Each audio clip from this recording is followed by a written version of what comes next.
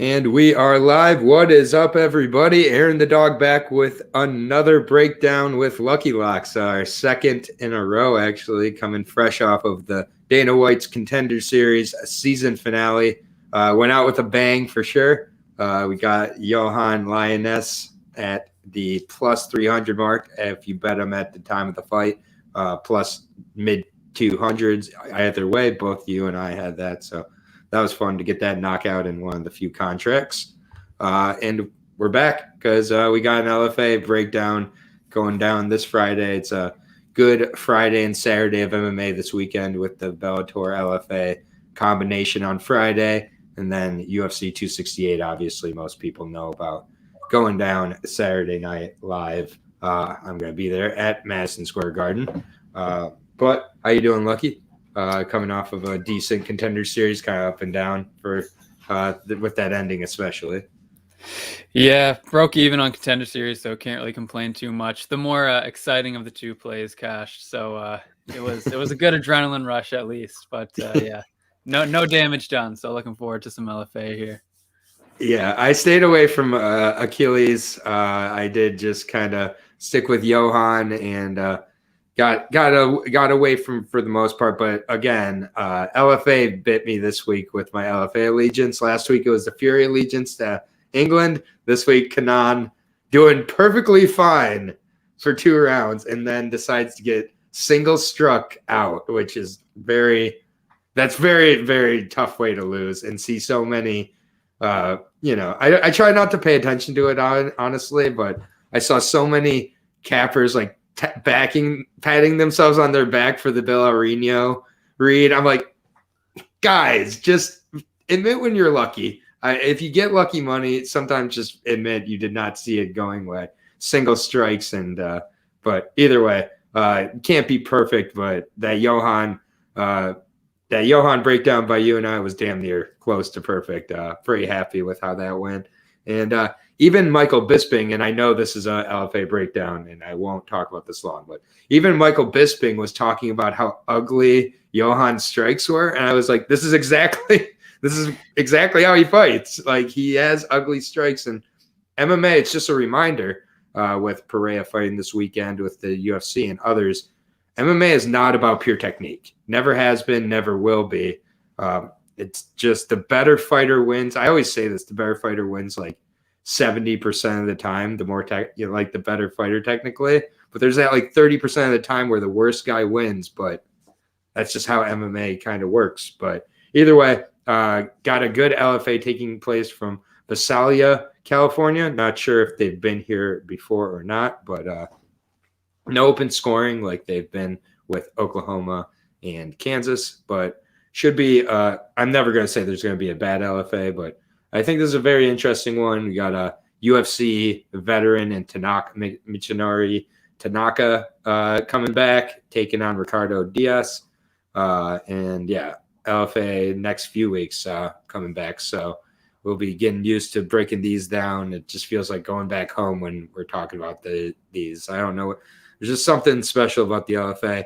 Kind of interesting that even a couple of the prelims I think are worth talking about. So I'm willing to talk about the 2 pro prelims just a little bit as well if you are. I probably should have just asked you about this right before going on. Yeah, like there's one that I feel like I have a pretty good I'm very interested on, and then there's one I'll probably just leave to you. Yeah, the Brock Diaz Figueroa one I won't talk about too much, but I am interested in talking about my boy Albert Gonzalez. Yeah, that's the one that I love. I thought we might get that slid onto the main card, maybe.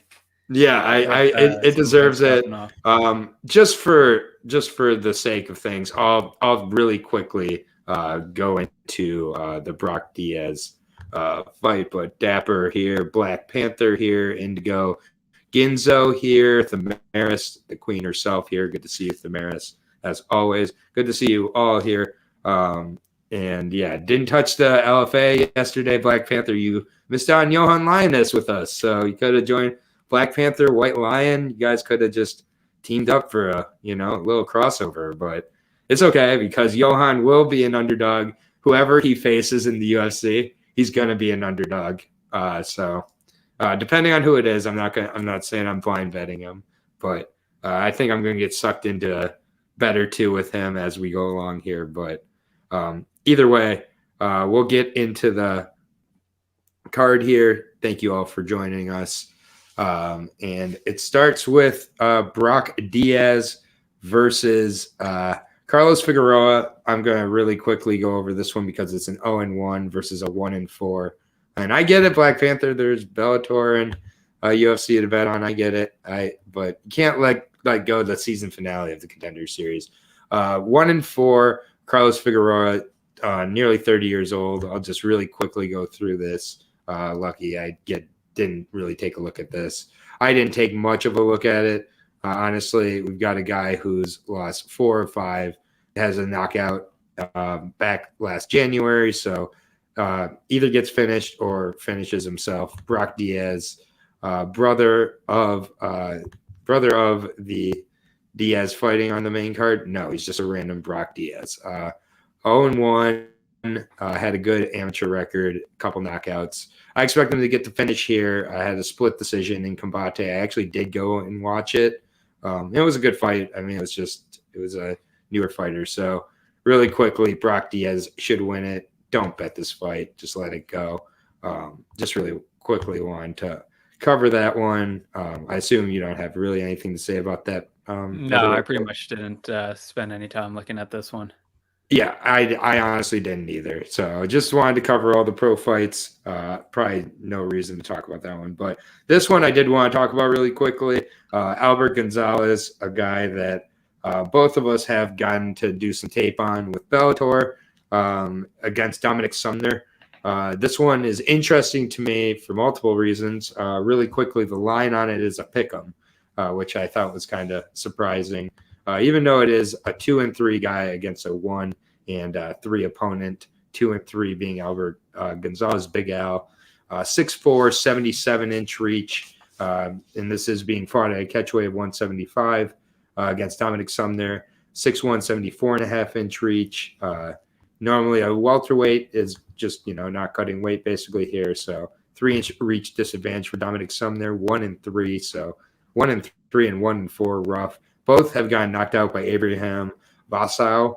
But frankly, the version of Abraham Vassau that knocked out Dominik Sumner was about 75% of the Abraham Sumner that knocked out Gonzalez.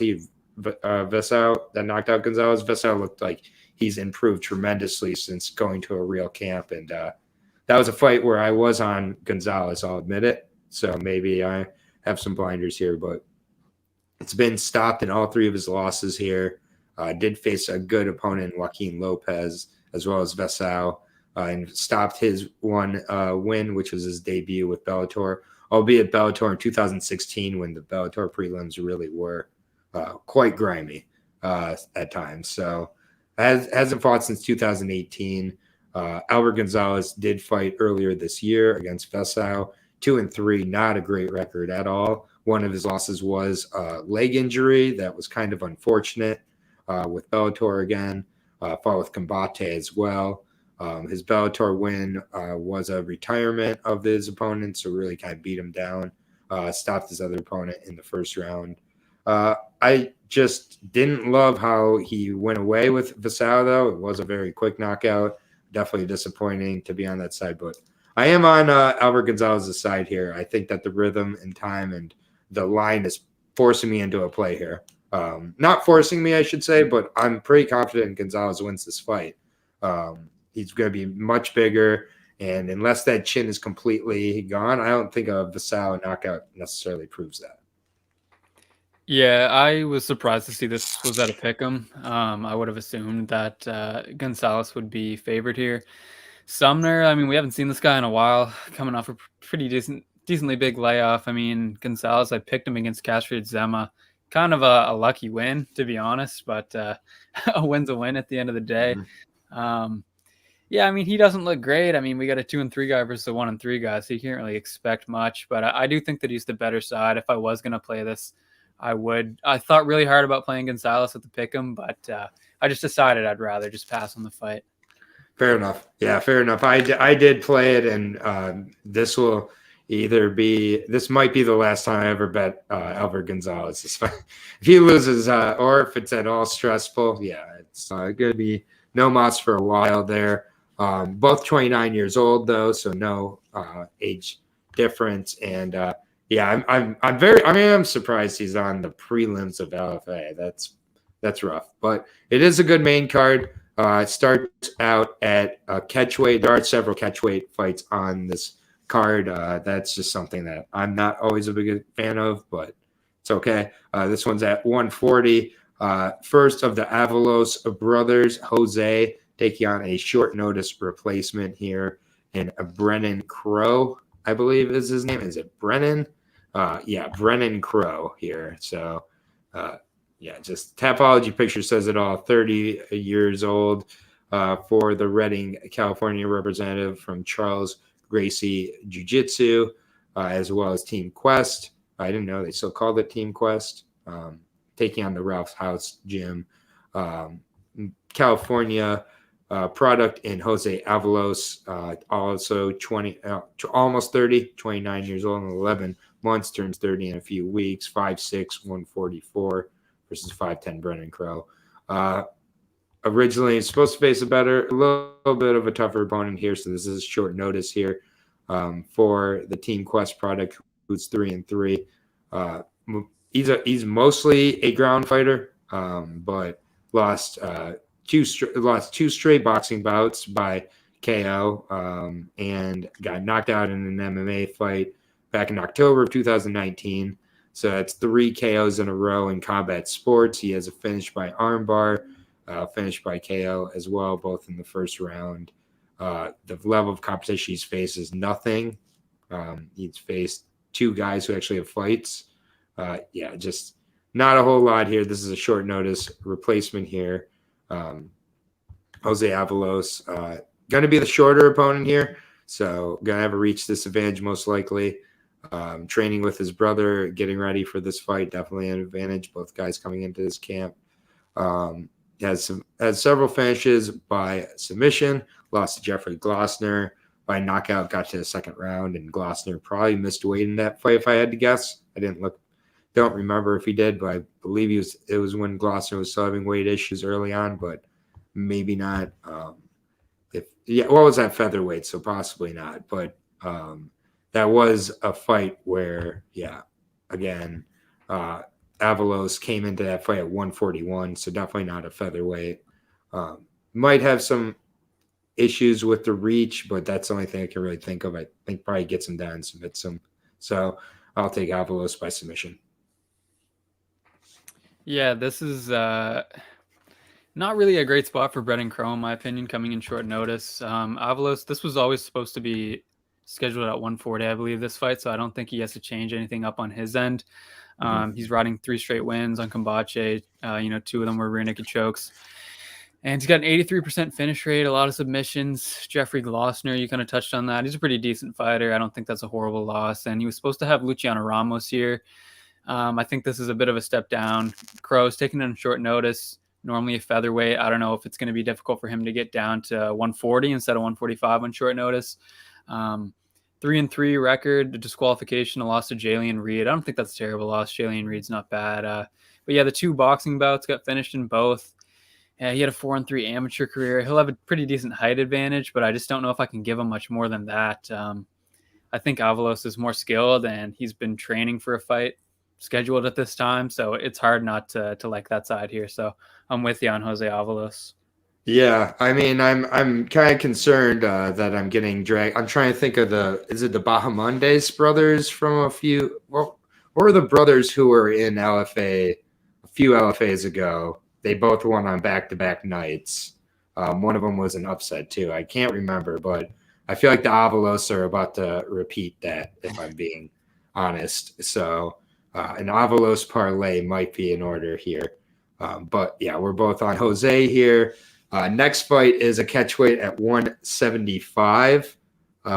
Interestingly enough, it is the Avalos brother with way less experience in Christian Avalos, the 1-0, taking on the professional debuting Jeffrey Craig.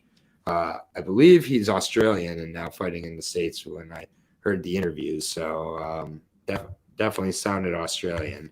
But this is at 175 pounds now, fighting out of Torrance, California, is Jeffrey Craig. Classic fight team. Good southpaw striker from what I was able to see.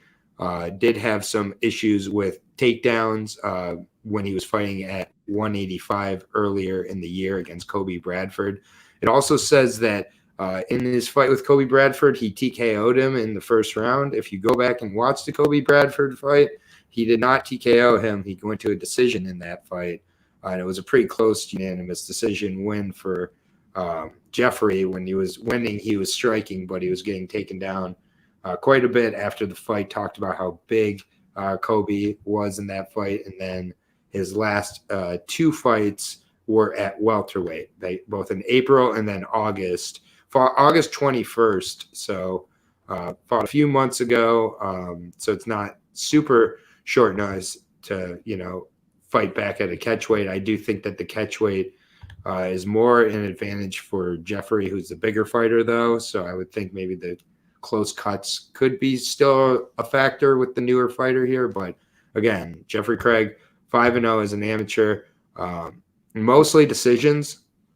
I wasn't able to find the Daniel Burgoyne KO of his amateur debut, but has fought with LFA in a few of his fights on the prelims. So I do like that he's coming in familiar with LFA, how they kind of run things and everything. Been very active as an amateur, and again, 5-0. Going to a decision in a lot of his fights too, and fighting decent fighters as well. So a lot to like there. Christian Avalos, brother of Jose Avalos, known as the Land Shark, 1-0. He's been off for a few years. Don't really know why. 5'10 for the fellow Californian fighter. Last fought at 155. So looked very big for the lightweight division, but still kind of interesting. Got in there and immediately took Mendez down. Choked him out with no hooks in, so definitely has a really good squeeze, it appears. All of his amateur fights also ended by submission, except for one KO and one decision, but mostly he looked to get in there and use his grappling. It's hard to say. He's been off for literally going to be almost 3 years by the time this fight happens. That's definitely a concern. He's going to be about 27 years old going into this fight, so still well in his prime. His brother's active and has been training. I think he kind of goes in there and looks to push Jeffrey to where he's weak, which is on the ground. It's all about the wrestling if he can get it there. If not, I think Jeffrey's going to pick him apart on the feet. I think Christian does get it there. It'll be interesting seeing him go from 55 to a catchweight of 175, but he looked massive for lightweight. I'll be interested to see how he looks on the scales, but I think the weaknesses of Jeffrey are the strengths of Christian's, and I haven't quite seen Christian's stand-up be a weakness as of yet, but it's been 3 years. So, but I'm going to go with Christian Avalos brother parlay. Yeah, there's a lot to like about Avalos. I mean, won his pro debut by sub, 7-0 amateur career, 86% finish rate there. But, his last fight was 3 years ago, like you touched on. He looks to be in good shape, looks strong, but we don't really know. This bout is at 175 pounds. His last one was at lightweight, but obviously he fought at welterweight as an amateur. Seems like a decent wrestler and grappler. Like, he seems like he goes first. He's aggressive. But we just really haven't had to see him deal with too much adversity. So it's kind of hard to tell how good he really is. And, that 3-year layoff makes it even more difficult. But he was a 2-promotion amateur champion. Jeffrey Craig, 6-0 amateur career, making his pro debut. And he had that whole 6-0 amateur career in the time since we've seen Avalos back in the cage. And the Tapology pictures make you really just want to pick Avalos just based on that. But Craig's actually pretty good. Picture. When you go run the tape, I mean, Craig's fought at middleweight before, so he's a decently big guy. He gets training in with TJ Dillashaw and Juan Archuleta, he mentioned in an interview. And I think he'll probably be a little bit bigger than Avalos, actually. We'll have to wait and see the weigh-in. But Craig's been more active. Like I said, he had that whole amateur career since we last saw Avalos and trains with some good fighters. if the line here gets to like plus 170, plus 200, I'm definitely going to consider taking a shot on Craig. But it's going to be a pass fight for me. Just kind of hard to get a read. But, shot in the dark, I guess I'll lean towards the dog in this one, actually. All right. You got the dog at Jeffrey Craig, plus 135. And maybe I accidentally clicked on a different Craig MMA fighter's fight at first. And I'm thinking, if he didn't have an Australian accent, I'm making that up. I apologize. I've been watching a lot of tape this week. So might have accidentally hit a recommended video and it wasn't actually Jeffrey Craig. So if someone's like, yo, that guy doesn't have an Australian accent, my bad. It's up to 60 fights this week, I think I've researched, so apologize there. But I'm going to go with Christian Avalos here. He is a minus 175 favorite. So again, he hasn't fought in several years. Has a fantastic highlight tape, but that's very old. Has a fantastic Tapology picture that's old, and Tapology pictures don't win fights last time I checked, and pretty sure that's still the case. The guy he beat a few years ago with Tachi place, that is a good place to get some experience. But again, 3 years off, there might be a reason for that, and maybe we see it. Next fight, another catchweight. A lot of catchweights on this one. It is at 150 between Emil and Robson Jr. This is a really interesting one. Anyone else feeling a degen parlay? Sorry, just seeing this. I'm always down for a parlay, Black Panther. So definitely going to combine your three favorites from LFA with your three favorites from Bellator and get a plus 200 parlay. I don't know. On this card, actually, there's some pretty close lines. So, and then Dapper saying he's going to be at LFA 118. Right on, man. I'm yet to go to an LFA. So jealous there. But this is a really interesting fight between a 4-0 Emil and a 3-1 Robson Jr. Robson Jr. still only 21 years old. Last fought when he was 19 years old, so pretty crazy there. Still very young. Taking on the El Nino Training Center representative, Emil, 5'8", 70-inch reach. Going to have a slight reach disadvantage to Robson. I believe Robson's 5'10", 72-inch reach, if I remember correctly from the LFA tape. Born in 2000, August of 2000. Last fought in June of this year and did lose that fight to Edwin Cooper.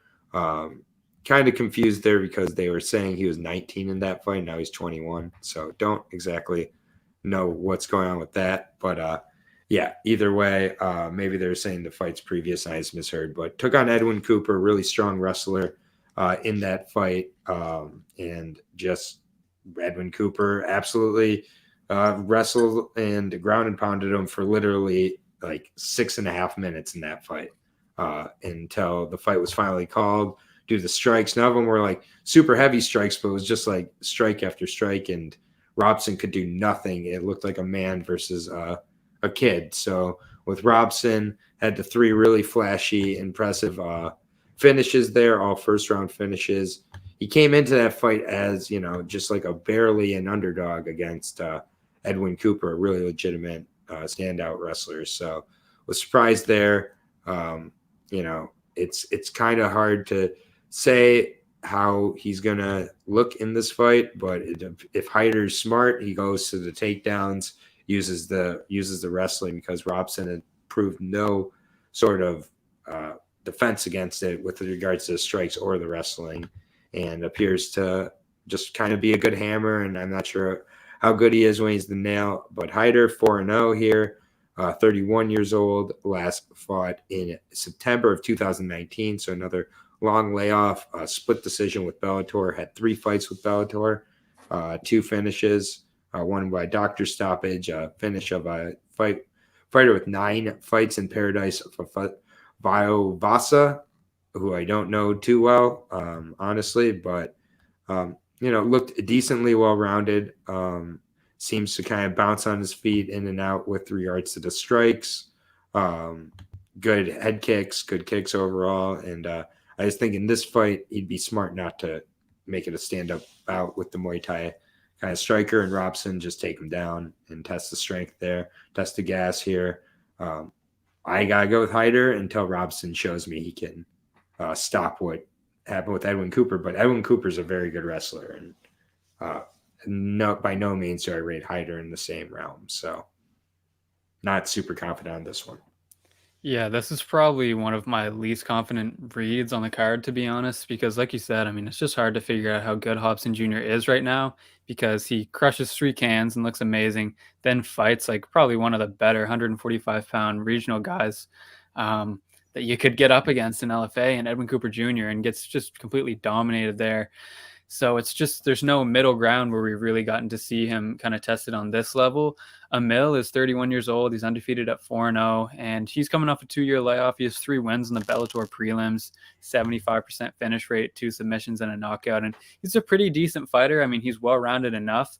I feel like he's definitely has what it takes to beat Hobson Jr. here, but it's just hard to tell.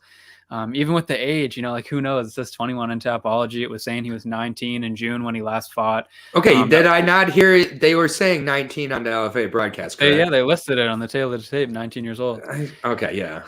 So I feel Tapology is really probably wrong. Yeah, no. Yeah. If you ever hear, unless it's from the UFC website for something, if it's from anywhere else, assume that spot's right and Tapology is wrong. They had a KO for that Jeffrey Craig fight, and now this. Yeah, I thought they said 19 as well. So yeah, they did. So I mean, it was an ugly fight against Edwin Cooper Jr., and it is for most people, and it was for Hobson too. He will be bigger here and longer as well, training at Black House, the Muay Thai and Jiu-Jitsu base. But yeah, it's just hard to tell. So I think I'm gonna have to go with Emil. And I feel like at like minus 150-ish, that's probably, close to accurate. So I'm going to be passing on this fight because I'm just not confident. But yeah, Hyder Emil is going to be my pick here. Yeah, Hyder's in my long shot, maybe one other parlay, just because I do think that price is accurate. But yeah, this could be a very close. I just don't know what Hobson, as you say, is just more correct and accurate. Will look like past the minute 20 mark. We haven't seen it yet, and it's always hard to get behind a bet like that, in my opinion. So, yeah, we're agreeing here with Emil. Moving on to another catchweight bout. I believe this is a catchweight bout. Let me check in 1 second. But between Emiliano Williams and Batsum Barrow. Dava George, and also known as the Mongolian Falcon, taking on El Pinguino, and this is a catchweight of 160. So kind of interesting always with the Mongolian Falcon, now 7-2, 34 and a half years old, 5'8", 71-inch reach, fighting out Dragon House MMA. Has lost his last 2 out here as the competition has definitely stepped up here. But Batsum Barrow, 7-2, as I said, was fighting at lightweight, got choked out by Spike Carlisle. Spike Carlisle kind of on the resurgence right now. The Spike Carlisle renaissance is in full swing after the JJ Ambrose finish as well. So good. I'm all about seeing Spike Carlisle back in the big leagues. So I have no problems there. And then lost to Macon Mendoka. That face-off was so crazy when they had Macon, who looks like a middleweight, and he's just this giant welterweight. They faced off. I'm like, Batsum Barrow realized I have to start cutting weight. Like, I can't just keep fighting at my walk around or natural, maybe not even natural weight, but yeah, just it's been tough kind of finding his rhythm from early on in his career. The James Terry fight seems to be kind of the top as of now, which isn't great, but Bulldog choked him with Bellator. Again, moved over and just looked so outsized by Mendoka in their 170 bout. And then Spike Carlisle went in there and rear naked just overwhelmed him. And first round finish by Spike Carlisle is going to happen. Sneakers, 219, $10 on all the dogs. I mean, I don't know. I mean, you'll probably end up breaking a slight profit, maybe. But I don't know about that on this card, if that's the recipe for But good luck to you. Let us know how that comes out for you. And then, yeah, Spike Carlisle, we all like him. But Batsum Barrel, he's a fun fighter, known as a sambo fighter, but I think kind of just seems to more be known so far in his LFA fights for kind of just going in there and looking to throw down. Known for his toughness, aka has gotten kind of beat up a little bit. Taking on Emiliano Williams, 5-3 here. Last fought in April of this year, did win that fight. But yeah, it was against a 2-3 opponent, and Christopher Miller knocked him out. All of his wins are by KO in the first round. Has been knocked out in his losses and choked out in one. I think Batsum Barrel maybe shows off the well-rounded sambo style here, gets him down, submits him, I'll say. Batsum Barrel has been facing much better competition and, you know, hasn't looked great against that good competition, but I feel this is several steps down, pretty one-dimensional fighter that he can show his well-roundedness. And, hey, Sneakers, I'm not doubting your betting strategy. You watch, it'll pay. Good luck, man. I hope it goes. I'm going to go the old-fashioned way of trying to read the fights and make the picks and then pick my confident picks. Like, call me old-fashioned, though. What are your thoughts on this fight, Lucky? Yeah, this should be a fun fight. Emilio Williams, Batsum Barrel Dowdors, 160-pound catch weight. Williams going to have some height here. It's a 5-3 regional guy. 3 of those 5 wins, Gladiator Challenge. So you all know how I feel about that promotion. I don't like it. I do like it because I get to fade the people that come out of there. So that's kind of how I'm looking at him. I mean, to keep it short, he was finishing all his losses. One of them was a doctor stoppage. Not really sure what happened. But yeah, no one he's beaten has had a winning record. 2 of the 3 guys he lost to have had losing records. Like, if you've seen this guy before, it was probably you watched him on the Bellator prelims. Didn't really go great for him, and I'm just really not convinced he's on the same level as Batsum Barrel is. Dowdors is 7-2 out of Dragon House. 2 really tough matchups in his last 2. You touched on them, Micon Mendonça, Spike Carlisle. And those guys are both, they were rolling along. Mendoza just found himself on Bellator, and Spike Carlisle is fixing to get himself back into the big leagues with the way he's performing on the regional scene right now. But yeah, Dowdors is an 86% finish rate. He hits really hard. He used to fight at 170, down at 160 here. I think he's a lot more technically sound than Williams. I think he's a lot more durable than Williams. And I just see him looking like the better fighter here, getting a win. So I can't really say much is going to favor Williams here aside from size. So Dowdors is the first leg of a 2-pick parlay for me here. No, I agree with you. I did actually. I'm not gonna act surprised by these picks because I did see your Twitter right before we started. Exactly. It kind of cracked up because I do agree with your 2 tweets, and it's not just because I saw them. I was like, good idea. I just looked. I was like, this all adds up. And then we're both on Batsum Barrel. He is minus 240. I'm very surprised by that price. Honestly. I thought he would be heavier of a favorite. Yeah, exactly. So I think a couple of these are kind of mislined a little bit. And good parlay piece for me as well. Then Sneakers real quick. Bills, Rams, Notre Dame, Michigan, and every dog parlay for $10 each. All right. Well, good luck. I can't even process that right now, man. That is just too much cross sports and but I will never bet on Michigan as long as I live. Spartans all day. So go green. Great game this weekend. Plus 160 Michigan State. Felt real good to win that one. So 10 of 14 years for little brother. Anyways, that's for my college football podcast, which no one's ever going to sign up for because it doesn't exist. We're at the co-main event, and what a co-main event this is. I'm a huge fan of both these guys. Yuma Horuchi taking on Mark Camacho. Mark Camacho, LFA product, just growing up before our eyes here. You love to see it.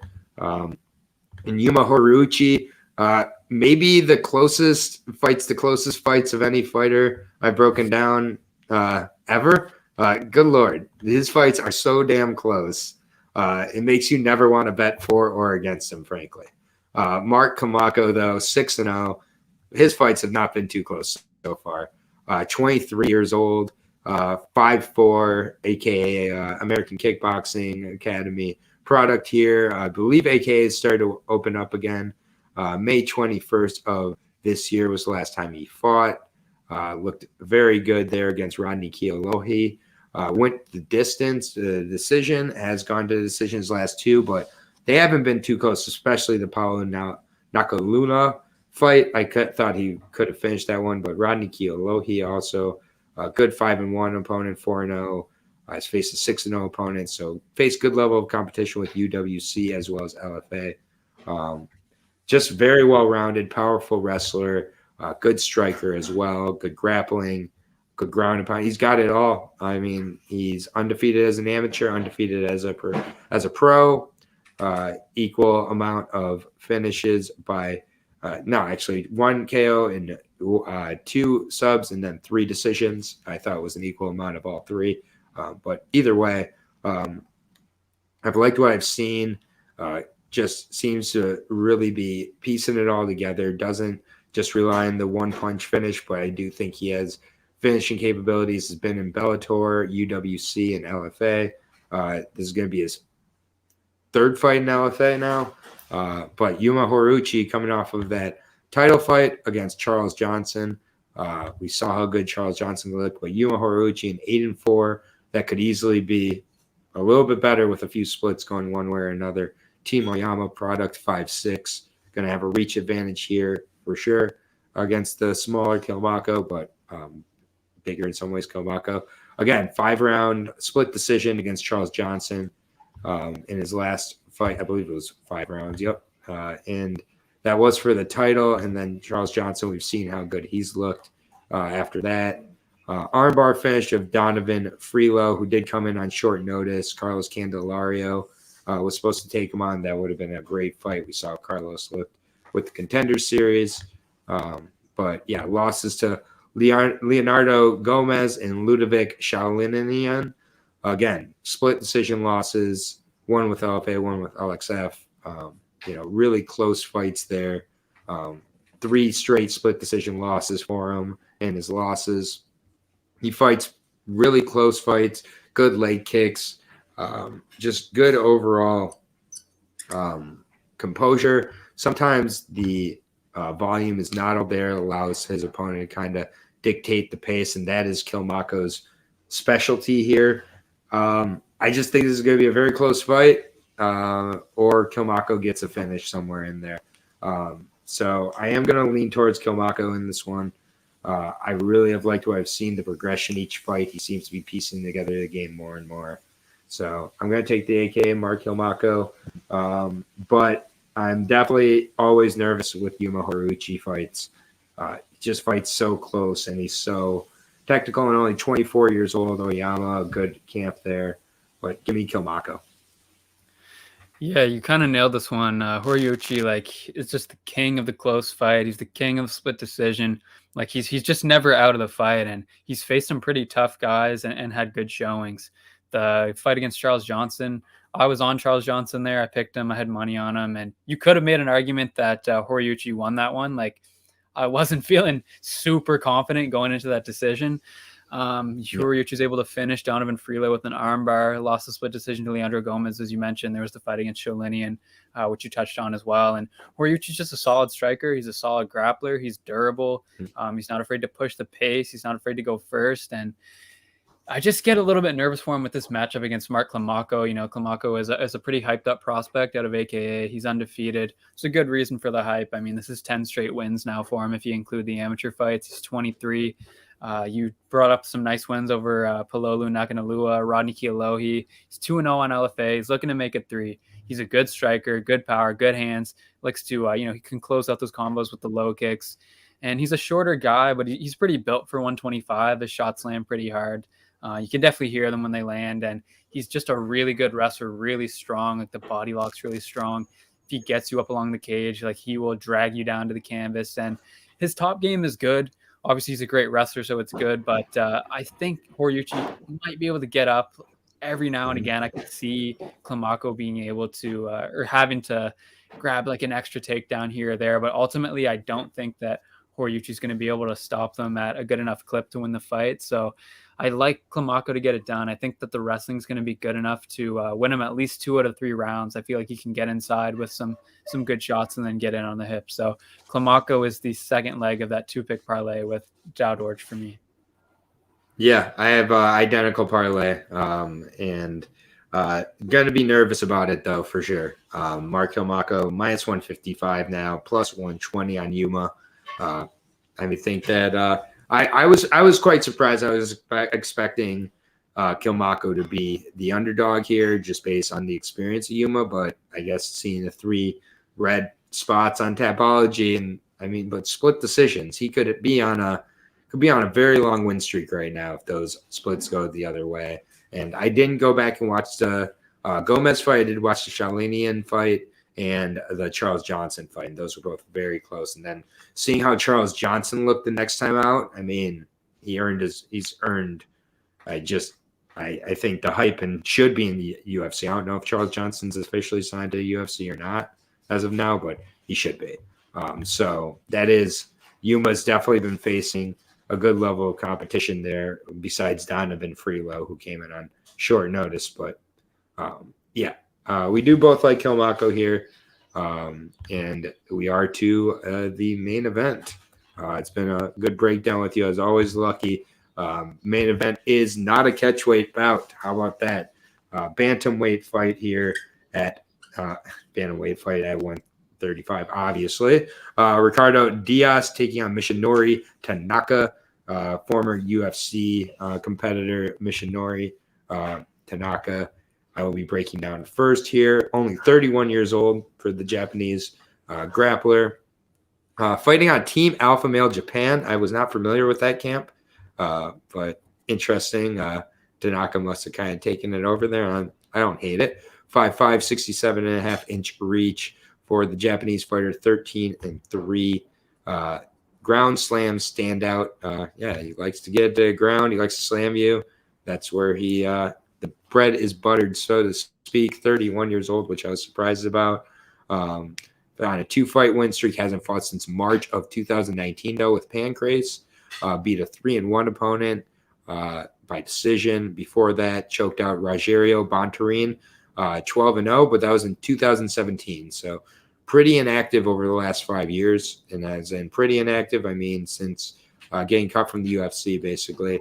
He did choke out Rogerio Bontorin, very good Brazilian Jiu-Jitsu fighter there, and third round finish to take away his undefeated record with the UFC.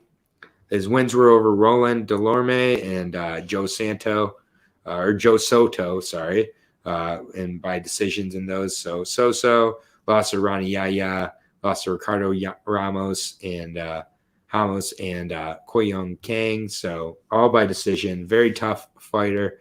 But the Ricardo Ramos fight is kind of the one that I think is most relevant from those, because even then Tanaka was a little bit slow with regards to his footwork and just kind of on the feet, doesn't give his opponents a whole lot to really think about. It is when he gets into the grappling and onto the ground, his realm, where he gives, he finished Bontorin, definitely a good win there. But this is, a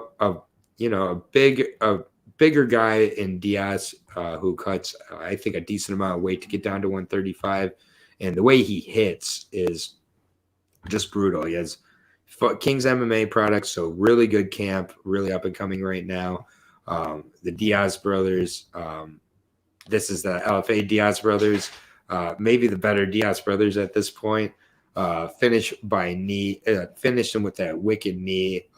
George Garcia with brutal knee in that fight, but really several rights landed before that, audible connections on those, put him down to the floor several times. The takedown defense was all there, and I really respect George Garcia and did so going into that fight against Diaz. And George Garcia was a favorite, as a matter of fact. Had a close fight with Desmond Torres, who I don't think is a bad fighter at all. So the last couple have been very good levels of opponents. Really seems to just be getting into his own. Looks so fast, so well-rounded.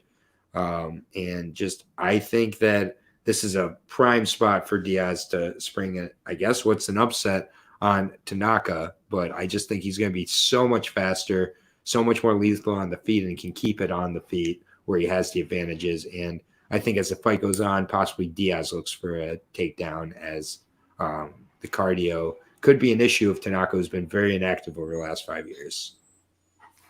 Yeah, this is a really awesome main event, actually. I'm really looking forward to this one. Ricardo Dias, the King's MMA product. 2-0 on LFA now, as you mentioned, just KO George Garcia. Pretty sick finishing sequence. He rocked him pretty much with the first clean shot he landed in the first round. Then into the second round, rocks him early again. And just while he's kind of dazed, finishes him with that flying knee. Like, really amazing finish. One of the best finishes on LFA of the year, I would say. Yeah, Diaz is a really powerful guy at 135 pounds, and he's aggressive. He definitely doesn't look to stall in top position. Like, when he gets down there, he's going to work. He's trying to do damage. He's trying to pass the guard. And he's pretty much looking as good as I think I've ever seen him look right now. I'd say he's in his prime, 30 years old, about to turn 31. He's right kind of in the meat of his prime right now. And Michinori Tanaka, on the other hand, a UFC veteran. A lot of people are probably familiar with him. Coming back now after 2.5 years off. And he was 2-3 in the UFC. And his fights pretty much had kind of like a formula where he would look competitive standing, but always kind of like a step behind. Like, you never really felt like he was getting ahead in the round, if that makes sense, in those exchanges. And he would normally get around, maybe get 2 rounds with a takedown and some good top control, but he wasn't like the best at controlling people down there. And he, if he happened to get a little over 2.5 minutes, he was probably going to steal the round, but he just didn't really have that surefire way to go out and win fights.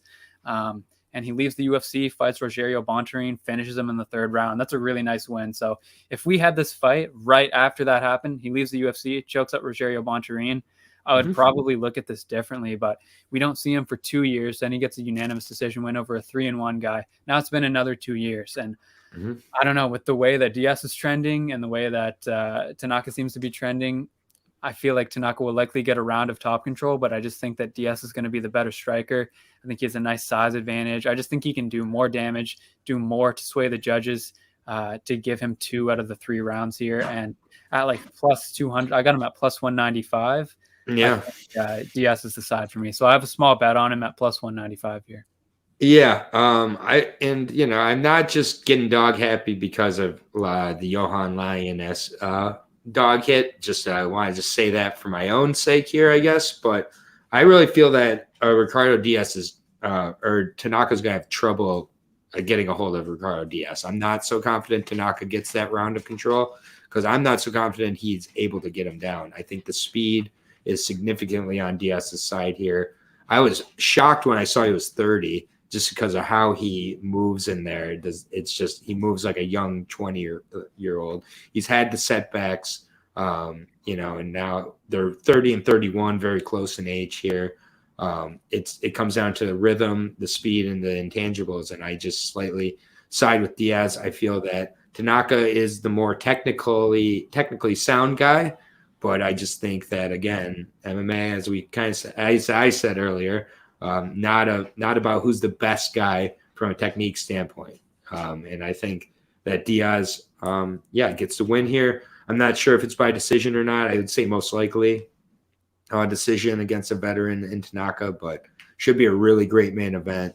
Really looking forward to it. With regards to the LFA, it is 3-round main events. So just so people know that, unless it's a championship fight. So just want to mention that. And we'll get ready to say goodbye. Just going to really quick do a quick picks. I think, did we disagree on any fights tonight? I'm riding with Jeffrey Craig, not playing it, but not playing it, but you disagree. That's fair. Yeah. We're both on. Or I'll just say I'm on Brock Diaz. You didn't even look into that fight. That's fair. I don't even have a play there. Yeah, no worries. Won't hold it against you. We're both on Albert Gonzalez, though. Pick him. I'm betting it. I understand if you don't. I'm a degenerate. Jose Avalos, both on that. Christian Avalos, I'm on. Well, you're on Jeffrey Craig. That's going to be an interesting fight for sure. I got the Avalos brothers in a parlay, most likely. We'll see if it gives me a slight plus money. Otherwise, I won't do it. Hyder Emil, we're both on Batsum Barrel in that fight as well. Mark Kilmako, we're both on, and then Ricardo Diaz, the underdog in the main event. We're both on him here. Both have a bet on him as well. I got him at plus 180. I was a little bit slower on it, but I'm so happy with that as well. should be a really good weekend of fights, everybody. The Contender Series wrapped up. That was great. Did really great on this season of the Contender Series overall. It's one of my worst nights at 3 and 5 with that underdog hit, but still 3 of 5, not bad. Obviously, check out Lucky Lock's picks on YouTube as well. Just put up his LFA video as well. So definitely a more succinct, less obnoxious, less yapping, as one of the comments put it the other day. It said 5 minutes of yapping as the time codes were right there. Like he had to literally scroll past the time codes to make that comment. But gotta love the YouTube comments. Thank you, Sneakers. Thank you, Dapper. Thank you, Black Panther, the Maris, all of you, Boston Comments. I know she's working hard right now, but yeah, appreciate her and everything. We will be back tomorrow with the UFC 268 breakdown. We have the Bellator breakdown on the channel already as well. The LFA breakdown, go ahead and share it with whoever. But yeah, for Lucky Locks, for Aaron the Dog, we are out until I believe we have another LFA next week. No, or if not, but we'll figure out when the next LFA is. No more Contender Series until next season. Have a good one, everybody, and keep taking care of each other out there. Peace out.